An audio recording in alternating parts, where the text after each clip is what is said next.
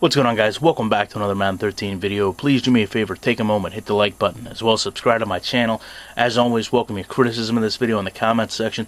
Play this at speed and ask you to follow me on Twitter. My username is ShutdownSafety.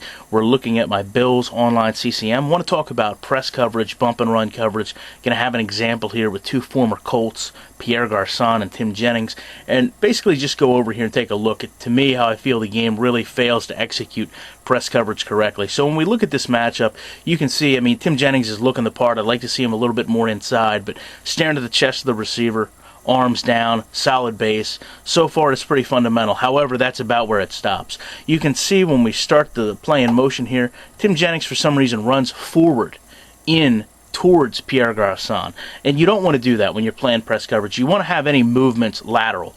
Let the receiver come to you, so to speak, because now you can just see from a visual perspective, never even applying football principles to it. As we advance a little bit more, obviously you've lost all your momentum, all your strength, you're falling backwards, and from a football perspective, you've now really opened yourself to be susceptible to a fade route, a post, a dig, a curl to the outside. You've really jeopardized the coverage, and a lot of times for you people that don't understand, well, why is somebody constantly getting me on a post? Why is somebody constantly getting me on an outside dig or a fade route? This is why. You're probably going to play press coverage, and your defender runs toward the receiver, gives up his momentum, and all of a sudden you're in a trail technique.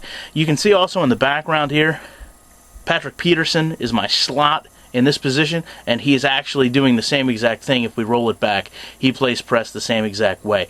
Now, other than that, this is a pretty good example of how I would want to see man coverage executed. You can see Jennings keeps his eyes on Garçon down the field. When Garçon makes the cut over, Jennings reacts afterwards, and this is just now a situation where Jennings is faster than Garçon. That's all there is to it. He keeps his eyes on the receiver, lets him cross back over. You can actually see he visibly slows his jog so that he can maintain possession in front of the receiver, and of course when the pass comes in, the inside position is respected. Jennings gets the interception, falls into entrée roll, and then gets a weird kind of tackle roll up by Garçon.